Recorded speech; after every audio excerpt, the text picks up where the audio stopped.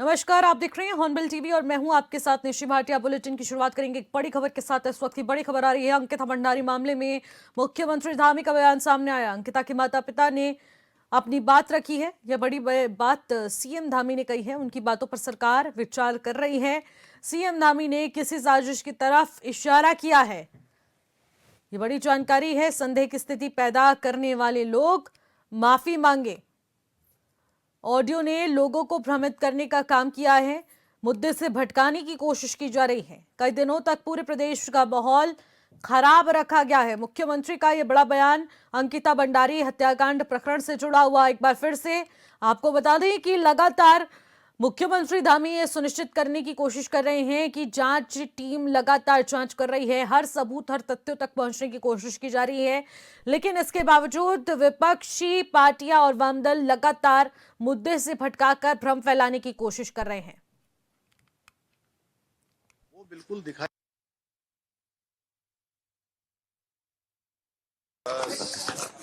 बहुत ही संवेदनशील मामला है। हमारी बेटी बहन से जुड़ा हुआ मामला है और मैंने पहले ही कहा था कि उनके माता पिता, चूंकि उनको अत्यधिक कष्ट हुआ, उनकी बेटी गई और सारा कष्ट उनके सामने उत्पन्न हुआ, तो मेरा यही मत था कि शुरू से कि मैं उनके माता पिता जिस जांच के लिए भी कहेंगे, जिस प्रकार से भी कहेंगे, उन्होंने कल मुझे अपनी बातें बताई कि जिस प्रकार से पहले ऑडियो आया था, ये तो उन लोगों को सोचना चाहिए जिन लोगों ने बिल्कुल भी जिम्मेदारी का कोई भी जो है मैं कहूँ कि एक जिम्मेदार जिस प्रकार से राजनीतिक दल होने चाहिए, जिम्मेदारी का आभास होना चाहिए, जिम्मेदारी का भाव होना चाहिए, वो बिल्कुल दिखाई नहीं दिया। और एक ऑडियो आने के बाद जिस प्रकार से पूरा राज्य के अंदर एक अस्थिरता की स्थिति, लोगों में सवाल करना, लोगों में जो है आगजनी करना और तमाम प्रकार से लोगों को भड़काना, भ्रम और संदेह की स्थिति पैदा करना जिन लोगों ने की है, जनता उनको देख रही है कि भाई उन्होंने आखिर ऐसा किया है।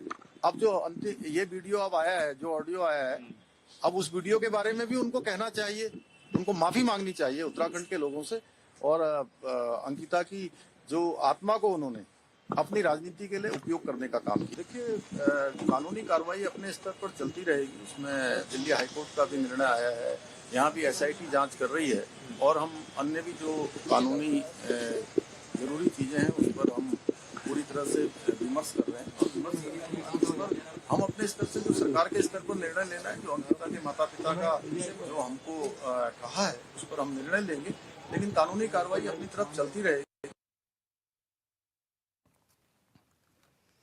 दून में विकास कार्यों और योजनाओं को गति देने को लेकर बैठक हुई है। बड़ी जानकारी इस वक्त आ रही है। सीएम पुष्कर सिंह धामी ने समीक्षा बैठक की है। मंथन सभागार में आयोजित बैठक में विभाग के तमाम अधिकारी मौजूद रहे। सीएम धामी ने अधिकारियों को जरूरी दिशा निर्देश भी दिए हैं। बड़ी जानकारी आ रही है इस वक्त की। सीएम पुष्कर सिंह धामी ने समीक्षा बैठक की है। समीक्षा बैठक में तमाम गणमान्य अधिकारी इस दौरान मौजूद रहे। सभी अधिकारियों से फीडबैक लिया गया और आवश्यक दिशा निर्देश भी दिए गए हैं। मंथन सभागार में आयोजित बैठक में मौजूदा तमाम विभागीय अधिकारियों से बातचीत की गई। कई मुद्दों पर विचार विमर्श किया गया है, मंथन किया गया है।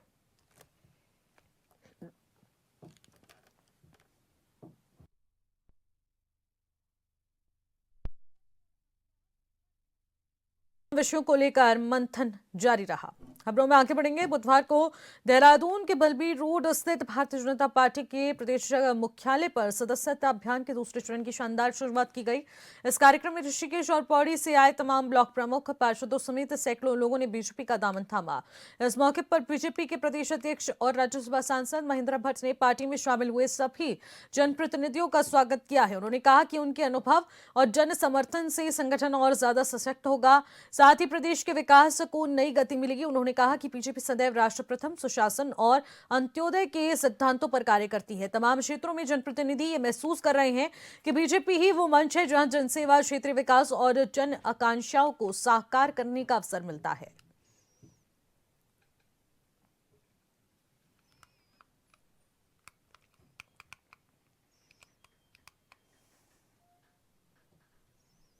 उत्तरकाशी के गाड़ी में दारू लेकर गंगोत्री धाम पहुंचे शीतकालीन प्रवास पर पर्यटकों का सन्यासियों ने विरोध किया है, जिसका एक वीडियो भी सोशल मीडिया पर तेजी से वायरल हो रहा है, जिसमें पर्यटक अपनी गलती के लिए माफी मांगते हुए भी नजर आ रहे हैं। लेकिन गंगोत्री धाम में शीतकालीन पर्यटन पर किस तरीके से यहां पर शराब ढोई जा रही है, यह भी साफ तस्वीरों में कैद हुआ है। सन्यासियों ने पर्यटकों का विरोध किया है और पूरी तरह से हमारी संस्कृति और आध्यात्मिकता और माहौल को खराब करने का यहां पर आरोप लगाया गया। दिल्ली की गाड़ी थी और उसमें ये शराब ले जाई जा रही थी, जिसका सन्यासियों द्वारा विरोध भी किया गया है। बड़ी जानकारी सोशल मीडिया पर अब तेजी से वीडियो वायरल हो रहा है। गंगोत्री धाम में शीतकालीन पर्यटन से खिलवाड़, पेटी लेकर गंगोत्री धाम पहुंचे पर्यटक। दिल्ली की गाड़ी रही है और इस गाड़ी में दारू मिली है। सन्यासियों और स्थानीय लोगों ने फिर विरोध शुरू करा और अपने कैमरे में इन तस्वीरों को कैद किया, जिसके बाद सन्यासियों और स्थानीयों से माफी मांगते ये पर्यटक नजर आए हैं। उन्होंने कहा कि माफ कीजिएगा कि अस्मिता खराब करने की कोशिश की गई, लेकिन दोबारा से ऐसा कुछ नहीं होगा और ये माफी मांगते हुए वीडियो भी बनाया गया। इसी खबर पर ज्यादा जानकारी के साथ दीपक नौटियाल हमारे संवाददाता सीधे फोन लाइन के जरिए हमारे साथ जुड़ रहे हैं। दीपक, सोशल मीडिया पर एक वीडियो तेजी से वायरल हो रहा है। देखने को मिल रहा है कि गंगोत्री धाम में एक दिल्ली नंबर की गाड़ी आती है, उसमें शराब की पेटियां पाई जाती हैं। सन्यासियों और स्थानीय लोग उस गाड़ी को देखकर काफी आक्रोशित भी नजर आते हैं। क्या है पूरा प्रकरण?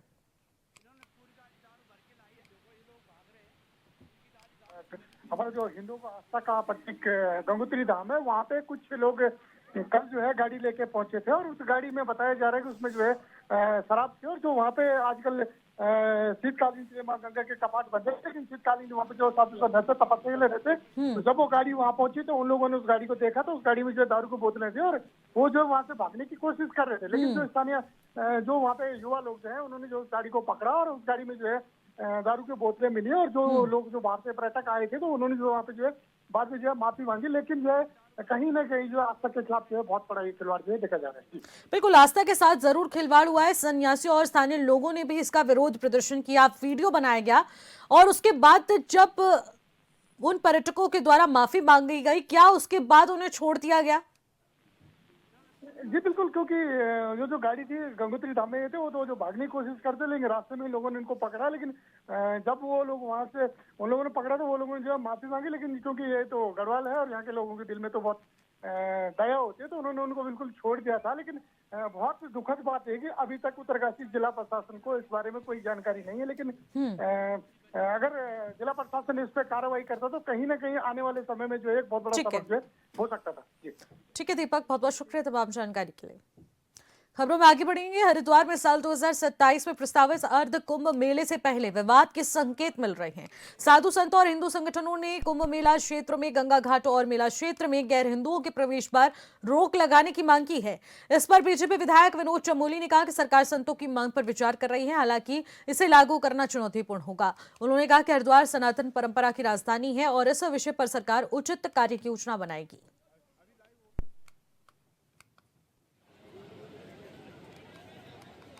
कि कुंभ का जो क्षेत्र है, जो कुंभ में सम्मिलित है, वो देवप्रयाग तक है, वो बहुत बड़ा क्षेत्र है। मुझे लगता है आप हरिद्वार विशेष के बारे में बात करना चाहते हैं, क्योंकि संतों की वहाँ पर यही मांग है और सरकार ने संकेत भी किया है कि वो संतों की मांगों पर विचार करेंगे। लेकिन एक ऐतिहासिक सत्य भी है कि जब हरिद्वार जो अंग्रेज़ों का समय था और जब देश आज़ाद नहीं हुआ था, तो उस समय भी हरिद्वार को हिंदुओं के लिए ही बनाया गया था और जब अन्य जो रिलीजन के लोग थे उन्होंने बात की तो उनके लिए फिर ज्वालापुर बनाया गया। तो सही मायने में हरिद्वार अपने आप में जो सनातनी लोग हैं, जो हिंदू धर्म से जुड़े हुए लोग हैं, उनके लिए ही निर्मित स्थान है, क्योंकि वो हमारा धार्मिक क्षेत्र है और ये कहिए कि सनातन की राजधानी भी हम उसको मानते हैं। तो हरिद्वार के विषय में ये सारी बातें चल रही हैं और सरकार ने स्वयं संकेत दिए हैं कि संतों की बातों पर वो विचार कर रहे हैं, लेकिन ये चुनौतीपूर्ण होगा, क्योंकि आप आवासित लोगों के बारे में नहीं बात कर रहे हैं, आप बात कर रहे हैं प्रवेश पर। जब प्रवेश वर्जित करने की आप बात करेंगे तो वो एक बड़ा चुनौतीपूर्ण होगा कि बहुत सारे लोग, मैं देखता हूँ हमारे धार्मिक स्थलों में अन्य धर्मों के लोग भी आते जाते रहते हैं, उनको कैसे रोका जाएगा ये बड़ी चुनौती होगी। लेकिन सरकार ने संकेत किए हैं कि इस ओर वो विचार कर रहे हैं तो कोई कार्य योजना बनाएंगे। अंकिता हत्याकांड मामले में राज्य के सीएम पुष्कर सिंह धामी ने अंकिता के माता पिता से मुलाकात की है, जिसमें अंकिता के पिता ने सीबीआई जांच की मांग की है। और वहां पर पूर्व मुख्यमंत्री हरीश रावत का कहना है कि इस मामले में सीबीआई जांच बहुत ज्यादा जरूरी है। उन्होंने कहा कि 2027 की चुनावी तैयारियों पर भी चर्चा की है। मुख्यमंत्री हरीश रावत जी कांग्रेस कार्यालय में पहुंचे हुए हैं और क्योंकि पूरी तरह से रणनीति बनाई जा रही है, प्रदेश प्रभारी कुमारी शैलजा जी जो है वो उत्तराखंड दौरे पर पहुंची हुई हैं और ऐसे में तमाम कांग्रेसी कार्यकर्ताओं ने पूरी भूमिका बनाई हुई है। हरीश रावत जी भी यहां पर मौजूद हैं, तमाम लोगों से मुलाकात भी कर रहे हैं। ऐसे में क्योंकि 2027 की जो विधानसभा की तैयारियां हैं उसको लेकर के पूरी चुनावी रूपरेखा जो है वो भी तैयार की जा रही है और तमाम लोगों से मुलाकात भी रही है। इस दौरान तमाम बिंदुओं पर जो चर्चा है वो भी देखी जा रही है। हरीश रावत जी खुद भी यहाँ पर मौजूद हैं और प्रदेश प्रभारी कुमारी शैलजा जो हैं वो भी उत्तराखंड दौरे पर हैं, तमाम लोगों से मुलाकात कर रही हैं, बातचीत कर रही हैं और बैठक भी रहेगी। हरीश रावत जी पहुंचे हुए हैं। रावत जी 2027 की क्या कुछ तैयारियां हैं आज, क्योंकि लंबी बैठकें भी हैं? तैयारियां बिल्कुल मुकम्मल हैं और जनता में तैयारी होती है। जनता बदलाव के पक्ष में है, जनता में बदलाव के लिए लहर है इस समय, तो उसका निश्चित तौर पर राजनीतिक फायदा कांग्रेस को मिलना चाहिए। सर, क्योंकि रिटायर्ड जो अधिकारी हैं वो आपके साथ ज्वाइन कर रहे हैं, किस रूप में देख रहे हैं आप? ये हमारे लिए एक बड़ी उपलब्धि है और बहुत सारे ऐसे लोग जिन्होंने विभिन्न क्षेत्रों में बहुत उल्लेखनीय काम किया, सरकारी कर्मचारी के रूप में या पब्लिक अंडरटेकिंग के रूप में बैंक आदि में जो है वो लोग आज ज्वाइन करने जा रहे हैं। और प्रदेश प्रभारी जी से किस तरह की वार्ता रहने वाली है सर उत्तराखंड के लिहाज से भी?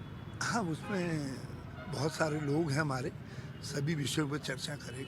जी सर, जो एआई वाले वीडियोस बीजेपी आप लोगों के शेयर करती है, क्या लग रहा है, क्या आपको चुनावी लाभ जो नुकसान है वो पहुंचाने की कोशिश है? हाँ, निश्चय, यकीनन वो झूठ पर रोशनी है भाजपा और हमारा दायित्व है हम उस झूठ का भंडाफोड़ करें और उसका भंडाफोड़ करेंगे। अभी अंकिता के मामले में एक बार एफआईआर दर्ज हो जाए नए सिरे से और ये मामला हो जाए तो उसके बाद जो है फिर ये का मामला फिर लेंगे, फिर जाएंगे भाजपा के अंदर। अंकिता के माता पिता से सीएम धामी मिले हैं सर? अच्छी बात है, अच्छी बात है और उनको चाहिए तो ये था मंत्री को भेज करके बुलाते, उनको आमंत्रण देते और उन्होंने जिलाधिकारी को भेजा। ये ज़रूर खटका, मगर उनकी बहुत सारी बातें हैं और सरकार ने भी बहुत सारी घोषणाएं की थी जिनका अमल नहीं किया है, तो उन पर अमल करें। जी, कांग्रेस की क्या कुछ मांग है सर अंकिता भंडारी मामले में? हमारी तो बिल्कुल सीधी हमारी मांग नहीं है, ये उत्तराखंड के जन जन की मांग है कि उन वीआईपी जिनका उल्लेख अंकिता ने कहा है कि मेरे ऊपर विशेष सेवा देने के लिए दबाव डाला जा रहा है, उन वीआईपीज़ को जो है के खिलाफ एफआईआर दर्ज हो और सीबीआई को हाईकोर्ट की देखरेख में जांच हो। धन्यवाद सर, हमसे बातचीत करने के लिए। हरीश रावत जी हमारे साथ थे जो कि तमाम मुद्दों पर हमारे साथ बातचीत कर रहे थे और कह रहे थे कि अंकिता के जो हत्यारे हैं उनको कड़ी से कड़ी कार्रवाई उन पर होनी चाहिए। हॉर्नबिल टीवी के लिए देहरादून से विशाल गर्ग। बीजेपी प्रदेश मीडिया प्रभारी मनवीर सिंह चौहान ने प्रदेश में बिगड़ती कानून व्यवस्था पर खड़े हो रहे सवाल का जवाब दिया। उन्होंने कहा कि उत्तराखंड और जहां डबल इंजन की सरकार है वहां पर कानून का राज है। मनवीर सिंह चौहान ने कहा कि बीजेपी की नजर में अपराधी अपराधी होता है, चाहे वो किसी भी पार्टी या फिर किसी भी दल का हो। बीजेपी हमेशा अपराधियों के साथ कानून संगत कार्रवाई करती है। उन्होंने आरोप लगाते हुए कहा कि कांग्रेस के कार्यकाल में हमेशा अपराधियों को बचाने की कोशिश की जाती रही है।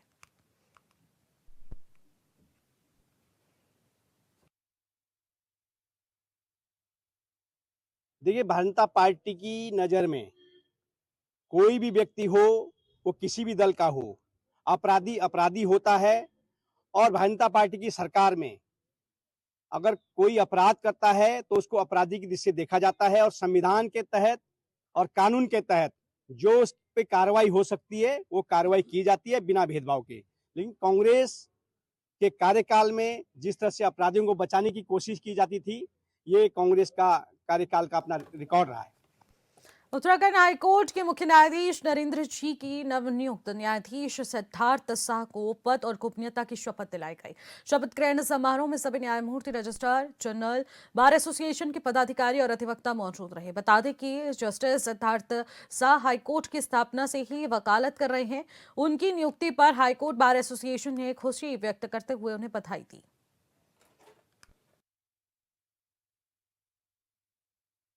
माननीय उच्च न्यायालय में सिद्धार्थ शाह जी की आज जो ओथ हुई है एज ए न्यायमूर्ति, ये बड़ा गौरव का विषय है हमारी बार के लिए, क्योंकि ये सेकंड टाइम हमारे लिए गौरव का विषय है। पहले एक ओथ हुई थी जस्टिस आलोक मेहरा साहब की, क्योंकि वो ओरिजिन इस हाई कोर्ट से ही आए थे, उन्होंने यहीं से हाई कोर्ट से प्रैक्टिस शुरू करी थी और इस हाई कोर्ट का बहुत बड़ा गौरव रहा है कि वो यहाँ पे अच्छे जज बने। इसी तरीके से आज सिद्धार्थ शाह जी का भी एक न्यायमूर्ति के रूप में उन्होंने शपथ ग्रहण की है। तो आज हमारे बार के लिए बहुत गौरव का और ऐतिहासिक दिन है, क्योंकि जो व्यक्ति इस माननीय उच्च न्यायालय से प्रैक्टिस करके यहाँ पे हाई कोर्ट का जज बना है, तो ये एक मिसाल भी और एक सीख भी हमारे नए बच्चों के लिए, जूनियर्स के लिए, कि अगर वो मेहनत और लगन के साथ काम करेंगे तो वो एक दिन इस माननीय उच्च न्यायालय के न्यायमूर्ति बन सकते हैं। तो इन्हीं मैं सभी अपने अधिवक्ता बंधुओं से, जो जूनियर अधिवक्ता खासकर, उनसे कहूँगा कि अगर वो जैसे सिद्धार्थ शाह जी और आलोक मेहरा जी ने लगन के साथ काम करके इस मुकाम को पाया है, तो वो भी एक दिन जरूर पा सकते हैं। मेहनत करें, ईमानदारी के साथ काम करें और इस मुकाम को पहुँचने के लिए अपना। उत्तरकाशी में झुंझुनू की सरकार जनजन के द्वार अभियान के अंतर्गत न्याय पंचायत। बता दें कि बटियाला में जनसेवा शिविर का आयोजन किया गया, जो जिलाधिकारी प्रशांत आर्य और गंगोत्री विधायक सुरेश चौहान की उपस्थिति में जन समस्याओं की सुनवाई की गई। शिविर में कई विभागों की ओर से आम जनमानस की समस्याओं को सुना गया और उनका मौके पर ही निस्तारण भी किया गया।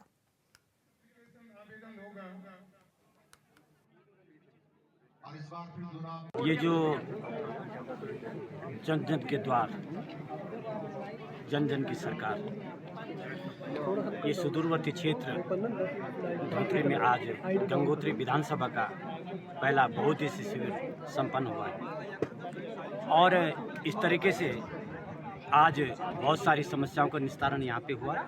कुछ समस्याएं रह गई जिनका निस्तारण कुछ राज्य स्तर पे होना है, कुछ पीडब्ल्यूडी के अधिकारी उनके द्वारा किया जाना है और इस तरीके से जो माननीय पुष्कर सिंह धामी जी के नेतृत्व में जो समूचे उत्तराखंड में जन जन की सरकार जनता के द्वार का जो कार्यक्रम है, ये एक ऐतिहासिक अद्भुत कार्यक्रम है और इसमें हमारे सुदूरवर्ती क्षेत्र के जो ग्रामीण महिलाएं हैं, गरीब बच्चे हैं, गरीब बुजुर्ग हैं, तमाम लोगों को जो उत्तरकाशी जिला मुख्यालय नहीं पहुंच सकते, जो तहसील में नहीं पहुंच सकते हैं, उनके लिए, उन गरीब लोगों के लिए, उन सुदूरवर्ती अंतिम छोर में जो समाज का व्यक्ति गांव में अंतिम छोर में बैठा हुआ व्यक्ति है, उसको सुविधाएं देने के मनसा से ये माननीय पुष्कर सिंह धामी जी का निर्णय है और हम इसको सफल बना रहे हैं। आगामी जो हमारे और शिविर हैं वो अच्छे ढंग से संपन्न होंगे और मुझे लगता है कि लोगों को इसका लाभ पूरा मिलेगा। जो हमारी सरकार की सोच है कि जन जन की सरकार, जन जन के द्वार,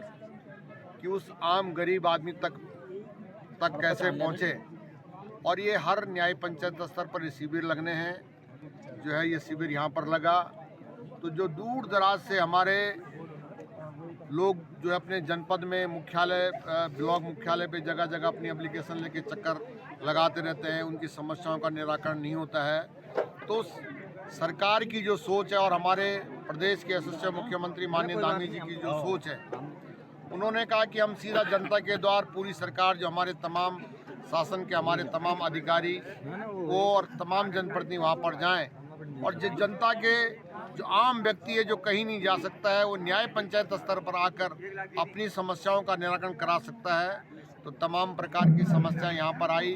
हमारे जिलाधिकारी, हमारे जो है राज्य मंत्री के रूप में हमारे नौटियाल जी, हमारे जिलाध्यक्ष, हमारे प्रमुख जी, हमारे मंडल अध्यक्ष, सभी लोग यहाँ पर थे और बहुत अच्छा लगा। लोगों ने अपनी समस्याओं को यहाँ पर उठाया और जो छोटे छोटे जो लोगों की बातें होती है कि आधार कार्ड नहीं बन पा रहा है, आयुष्मान कार्ड नहीं बन पा रहा है, उनके लिए लगातार एक प्रयास जो है सरकार की तरफ से किया जा रहा है और कहीं ना कहीं इससे जो है आम जनमानस को लाभ मिला है। आज हमारा कैंप था धौतरी में और माननीय विधायक जी हमारे जिलाध्यक्ष और राज्य मंत्री जी और साथ में कई गाँव के ग्राम प्रधान जिला पंचायत सदस्य और जनता भी काफ़ी रही, उनका आगमन अच्छा रहा। और साथ ही जो सुविधाएं हमारी कैंप के थ्रू हम लोग दे रहे हैं, जिसमें हेल्थ का है, पशुओं से संबंधित है, कृषि है, महिला समूह के उत्पाद हैं या उनसे संबंधित जानकारी है, सहकारिता है, विद्युत विभाग की समस्याएं भी आई हैं थोड़ी बहुत, उनका भी निस्तारण किया गया मौके पे। तो साथ ही जो समस्याएं ऐसे थे जो तत्काल निस्तारित हुई वो भी अच्छी संख्या रही आज। साथ ही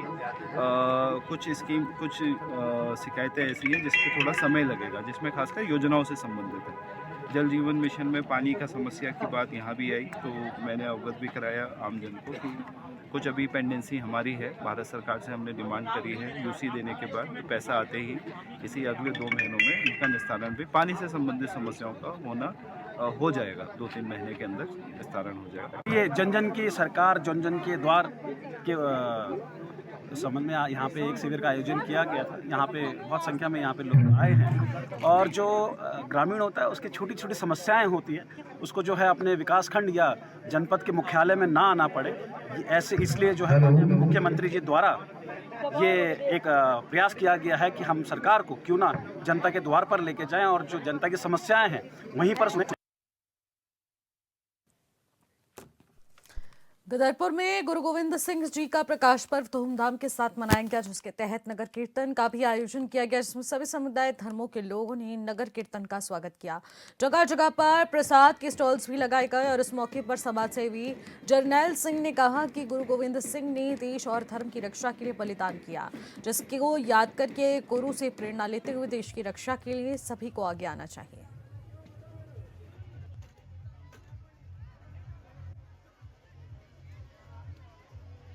सबसे पहले आपका धन्यवाद महेंद्र भैया, और आप यहाँ पहुँचे और हमने जो है कि ये इंसानियत का पैगाम है। आज गुरु गोविंद सिंह जी का जो है प्रकाश पर्व है और बड़ी धूमधाम से हमारे कनकटा के लोग निकाल रहे हैं, तो हमने भी सोचा, हमारे मुस्लिम भाइयों ने भी ये सोचा कि हम क्यों ना हम भी इस प्रोग्राम में शामिल हों। और सभी लोगों की खुशी है भाई, सभी लोग खुशी में इसमें शामिल हैं और हम भी आपके साथ हैं। और हम भी अपने सिख भाइयों के जो है बढ़ चढ़ के हम भी चाहते हैं कि हिस्सा लें और उनका सम्मान करें। और हमने छोटी सी सेवा रखी है बिस्किट की और किन्नू की और ये फूल बरसा की। मैंने कहा हम भी गुरु गोविंद सिंह जी की जो है प्रकाश पर्व पर जो है अपनी खुशी जाहिर करें। प्रकाश पर्व, आज गुरु गोविंद सिंह का प्रकाश पर्व पे मैं सबको कोटि कोटि बधाई देता हूँ। गुरु गोविंद सिंह की जीवनी के ऊपर लोगों को मंथन करना चाहिए, देखना चाहिए कि इन्होंने सर्व समाज के लिए अपना सर्वंस दान कर दिया। सर्वंस दानी गुरु गोविंद सिंह के जन्म दिहाड़े के ऊपर जो सा नगर कीर्तन है, जगह जगह लोगों ने स्टॉल लगाए हुए हैं, लंगर की सेवा हो रही है। मैं सब संगत को कोटि कोटि नमन करते हुए प्रणाम करता हूँ। वाहिगुरु जी का खालसा। फिलहाल इस बुलेटिन में इतना ही। आप देखते रहिएगा हॉर्नबिल टीवी। नमस्कार।